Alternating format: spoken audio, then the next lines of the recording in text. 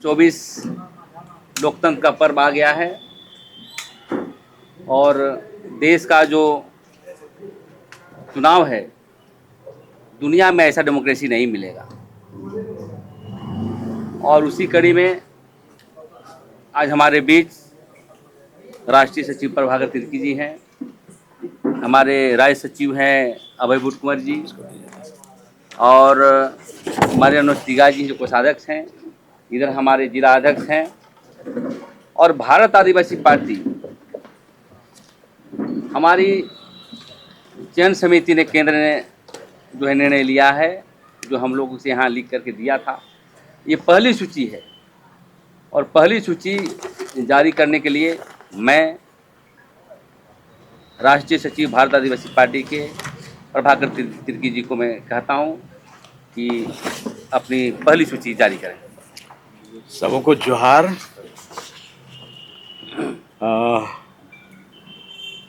भारत आदिवासी party ने घोषणा की थी कि हम झारखंड में इस बार चुनाव मैदान में उतरेंगे और पूरी ताकत से चुनाव मैदान में उतरेंगे।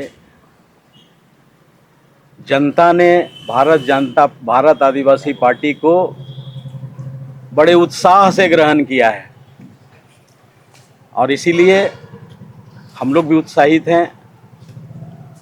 हम लोगों ने तय किया है कि भारत आदिवासी पार्टी झारखंड के उन सभी सीटों पर लड़ेगी जहां हमारा पार्टी का आधार बन चुका है। आज हम पहली सूची जारी कर रहे हैं जो हमारी केंद्रीय समिति से अप्रूव होके आया है, वो मैं आप लोगों को बताना चाहूँगा। भारत आदिवासी पार्टी के केंद्रीय कमेटी के द्वारा निर्देश एवं राज्य प्रदेश कमेटी के द्वारा अनुमोदित झारखंड विधानसभा 2024 में भारत आदिवासी पार्टी की आधिकारिक उम्मीदवारों की आधिकारिक घोषणा की गई है। और उसके साथ साथ जो विशेष हमारा मामला है, भारत भूमि की ऐतिहासिक पुरखाई व्यवस्था, मतलब जो हमारा ट्रेडिशनल सिस्टम है, वो विरासत गणतंत्र के आधार पर बनाई गई है। जनप्रतिनिधि सिलेक्शन प्रणाली द्वारा तय निर्वाचन क्षेत्र का मतदाता ही सिलेक्शन और इलेक्शन करे, ऐसा हमारा मानना है। इस प्रत्यक्ष लोकतंत्र के महान विचार को आत्मसात करते हुए केंद्रीय एकीकरण समिति द्वारा निर्देशित एवं झारखंड राज्य प्रदेश कमेटी द्वारा अनुमोदित झारखंड राज्य विधानसभा आम चुनाव 2024 में भारत आदिवासी पार्टी के उम्मीदवारों की आधिकारिक घोषणा की जाती है। पहला है तमाड़ क्षेत्र, जो अनुसूचित जनजाति क्षेत्र है, वहाँ से हमारे उम्मीदवार हैं प्रेम शंकर शाही मुंडा, उर्फ प्रेम शाही मुंडा। दूसरा पोटका 46 रिजर्व एसटी सीट है, वहाँ से हमारे प्रत्याशी हैं महीन सरदार। तीसरा हटिया 64 जनरल सीट है, वहाँ से हमारी प्रत्याशी हैं कुंदरसी मुंडा। चौथा मनोहरपुर 55 रिजर्व सीट है एसटी, वहाँ से हमारे प्रत्याशी हैं सुशील बारला। पांचवा जुगसलाई 47 एससी सीट है, वहाँ से हमारे प्रत्याशी हैं कार्तिक मुखी जी। छठवां घाटशिला 45 एसटी रिजर्व है, वहाँ से हमारे प्रत्याशी हैं इंद्रजीत मुर्मू। सातवां जमशेदपुर पूर्वी, ये भी सामान्य सीट है, जनरल सीट है, वहाँ से हमारे प्रत्याशी हैं कृष्णा हंसदा। आठवां है खिजरी 62 एसटी रिजर्व है, वहाँ से हमारे प्रत्याशी हैं अजय कच्छप। नौवां मांडर 66 रिजर्व सीट है एसटी, वहाँ से हमारे प्रत्याशी जगरे उरांव जी हैं। तो इस प्रकार से ये 9 विधानसभा सीटों की पहली सूची आज पार्टी के द्वारा जारी हो रही है। हम लोग दूसरी सूची कल तक हम लोग जारी करने की कोशिश करेंगे। विशेष बात जो मैं आप लोगों को बताना चाहता हूँ वो ये है कि भारत आदिवासी पार्टी एक राष्ट्रीय पार्टी है और इस देश में पहली बार अलग तरीके से आदिवासी मुद्दों को लेकर, आदिवासी आइडियोलॉजी को लेकर, आदिवासी विचारधारा को लेकर मैदान में उतरी है। हमारा मानना है कि हमारी जो मांगे हैं, हमारे जो अधिकार हैं आदिवासियों के, उन अधिकारों को लेकर अब हम सीधे तौर पर विधानसभा और संसद भवन में जाकर अपनी बातें रखेंगे। हम लोगों ने जो ट्रेंड देखा है पॉलिटिक्स का, उससे ये परिस्थिति बनी है कि जितनी भी पार्टियां आज देश के अंदर चुनाव लड़ती हैं, उन सारी पार्टियों में आदिवासियों का समर्थन होता है, लेकिन आदिवासी मुद्दों को, आदिवासियों के संवैधानिक अधिकारों को लोग अपने मैनिफेस्टो में, घोषणा पत्र में डालते तो ज़रूर हैं, लेकिन उन पर बातें नहीं होती हैं। कभी उसको पूरा करने की दिशा में कोई काम नहीं होता है। ना ही विधानसभा में उस पर चर्चा होती है, ना संसद में चर्चा होती है। तो ये बड़े दुर्भाग्य की बात है हमारे लिए कि हम मतदान में भाग लेते हैं, पार्टियों को मदद करते हैं, लेकिन हमारी बातें संसद तक, विधानसभा तक नहीं पहुंच पाती हैं। और इसी परिस्थिति को महसूस करके ये निर्णय लिया गया है कि हम आदिवासियों के मुद्दों को, उनकी विचारधारा के आधार पर हम अलग तरीके से पूरे देश में लड़ाई लड़ेंगे। दूसरी विशेष बात क्या है कि चुनाव जब आता है तो ऐसा लगता है पार्टियों की एक्टिविटी कि हमारा हितैषी उनसे बड़ा कोई नहीं है, लेकिन झारखंड जैसे राज्य में जो हम लोगों ने महसूस किया है कि इस राज्य में सिर्फ चुनावी राजनीति के लिए लोग पार्टियां चलाते हैं। पार्टियों के अंदर में काम करने की इच्छा शक्ति नहीं दिखती है। ऐसा हम लोगों ने कई मामले में देखा है। जो संवैधानिक अधिकार हमारे हैं, संविधान ने दिया है, जिसको राज्य सरकार को लागू करना है और सभी पार्टियों को उसके लिए आगे होकर उस पर बात करनी है। झारखंड में देखा गया है कि जितने भी हमारे संवैधानिक अधिकार हैं, उन पर पिछले 5 सालों में, क्या पिछले 23 सालों में कभी भी विचार विमर्श नहीं हुआ, उनको पूरा करने की दिशा में कभी काम नहीं हुआ। संविधान में हमारे लिए आर्टिकल 13 है जिसमें कस्टमरी लॉ की बात कही गई है। संविधान में हमारे लिए 5वीं अनुसूची है जिसमें ट्राइबल एडमिनिस्ट्रेशन की बात कही गई है। संविधान में हमारे लिए पेशा कानून है जिसमें ग्राम स्वशासन की बात कही गई है, ग्राम सभा के अधिकारों की बात कही गई है। संविधान के तहत हमारे लिए वनाधिकार कानून बनाया गया जिसमें जंगलों के अंदर रहने वाले लोगों को उनकी ज़मीन पर मालिकाना पट्टा दिया जाना है, सामुदायिक पट्टा दिया जाना है गांव के लोगों को। उसी प्रकार से आर्टिकल 350 है जिसमें भाषाओं, मातृभाषा की पढ़ाई का प्रावधान है। प्राथमिक स्तर पर जहां भी आदिवासी क्षेत्र हैं वहां के सरकारी विद्यालयों में मैंडेटरी, आवश्यक रूप से आदिवासी भाषाओं की पढ़ाई की जानी है। लेकिन इनमें से किसी मुद्दे पर पिछले 23 सालों में ना विधानसभा में चर्चा हुई, ना विधानसभा में कोई बहस हुई, ना किसी ने सवाल उठाया और ना ही सरकार ने इस पर निर्णय लेने के बारे में कभी सोचा। यही दुर्भाग्यपूर्ण परिस्थिति है हमारे लिए।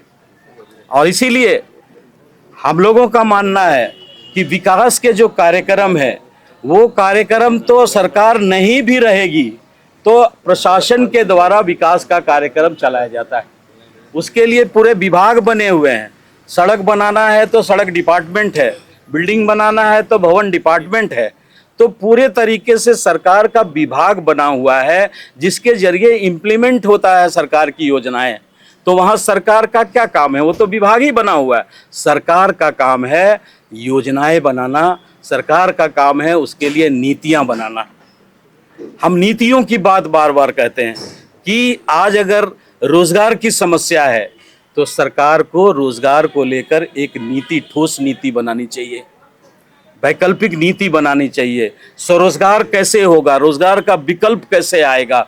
यहाँ के 70% लोग जंगलों और खेती पर निर्भर करते हैं, तो 70% लोगों की जंगल और खेती पर आधारित जो आय है, उसके लिए सरकार को पॉलिसी बनाने की जरूरत है। ऐसे तो योजना चलेगी नहीं, पॉलिसी बनाने की जरूरत है। तो वो 70% के लिए जब पॉलिसी नहीं बनेगी तो पलायन जैसी समस्याएं उठेंगी, लोग जाएंगे ही बाहर रोजगार के लिए। यही झारखंड का एक बड़ा प्रॉब्लम है कि आज बड़ी संख्या में लोग रोजगार की तलाश में अपने राज्य से दूसरे राज्यों में चले जा रहे हैं। हम बोलते हैं कि खनिज पदार्थों से भरा हुआ ये क्षेत्र है, यहाँ सोना है, यहाँ लोहा है, यहाँ कोयला है, यहाँ अबरक है, यहाँ कॉपर है, तमाम तरह के खनिज पदार्थ, और पूरे देश के मिनरल डिपॉजिट का 30% मिनरल हमारे क्षेत्र से जाता है। इंडस्ट्री जो चलती है पूरे देश की, कोयला हमारे यहाँ से जाता है। आयरन इंडस्ट्री जितने भी हैं, स्टील इंडस्ट्री, वो लोहा हमारे यहाँ से जाता है। और उसके बाद में हमारे लिए क्या होता है, जो डीएमएफटी का जो फंड है, जो मिनरल डेवलपमेंट फंड अलग से बाइफरकेट किया गया है, वो डीएमएफटी का कोई हिसाब किताब नहीं है, वो कहाँ खर्च होता है। बड़ी राशि यहाँ पे आती है केंद्र सरकार से। केंद्र के बजट का 8.5% हमारे विकास के लिए, ट्राइबल डेवलपमेंट के लिए यहाँ पे आता है। स्टेट गवर्नमेंट के बजट का 26% हमारे ट्राइबल डेवलपमेंट के लिए आता है। आर्टिकल 275 के तहत अनुदान दिया जाता है ट्राइबल डेवलपमेंट के लिए, और उसके साथ साथ कई प्रकार के फंड हैं जो यहाँ के विकास के लिए सरकार के खाते से, सरकार के खजाने से निकलता है। कहाँ जाता है वो पैसा? इतने सालों में जब राज्य का विकास नहीं दिखता, लोग बाहर चले जा रहे हैं, तो वो पैसा जाता कहाँ है, ये एक बड़ा सवाल है। इन्हीं बातों को लेकर भारत आदिवासी पार्टी चिंतित है कि हम अब अपनी लड़ाई खुद लड़ेंगे, और इसीलिए हमको विधानसभा और सदन में जाने की ज़रूरत है। जनता की मांग है कि हमारी लड़ाई लड़ने के लिए एक ऐसी पार्टी होनी चाहिए जो आदिवासियों के अधिकारों की बात करे। इसके साथ साथ इम्पोर्टेंट ये है कि नाम हमारा भारत आदिवासी पार्टी है जरूर, लेकिन हम झारखंड के अंदर जो दलित समुदाय के लोग हैं, जो माइनॉरिटीज़ हैं, जो मूलवासी हैं, हम उनके भी अधिकारों के लिए लड़ाई लड़ेंगे। ऐसी बात नहीं है कि हम सिर्फ आदिवासियों तक सीमित रहेंगे। हमने पारंपरिक व्यवस्था की बात की है, और झारखंड की पारंपरिक व्यवस्था के अंदर में सभी जातियों के लोग आते हैं। उसमें माइनॉरिटीज़ भी हैं, मूलवासी भी हैं, गाँव में एक कॉम्पैक्ट पॉपुलेशन होता है सभी जातियों का। हम उस पारंपरिक व्यवस्था को जीवित करने की बात करते हैं, जिसमें सारी जाति समूह के लोग आएंगे झारखंड के। तो यही है भारत आदिवासी पार्टी का मुख्य रूप से हमारा आह्वान कि हम इस क्षेत्र में आज तक जो नहीं हुआ उसके लिए हम लड़ाई लड़ेंगे। सिर्फ ये चुनाव तक सीमित नहीं है, चुनाव के बाद भी हमारा आंदोलन और लड़ाई हमारा जारी रहेगा।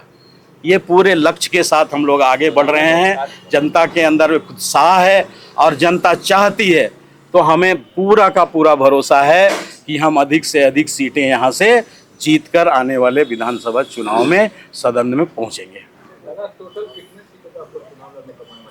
अभी वो जैसे जैसे हम लोग निर्णय हो रहा है, अभी 9 सीटें हमने किया है, अभी कल तक हमारा और सीट का डिक्लेरेशन हो जाएगा। हम लोग सिर्फ एप्लीकेशन आ रहा है उसको देख के हम लोग टिकट नहीं बांट रहे हैं।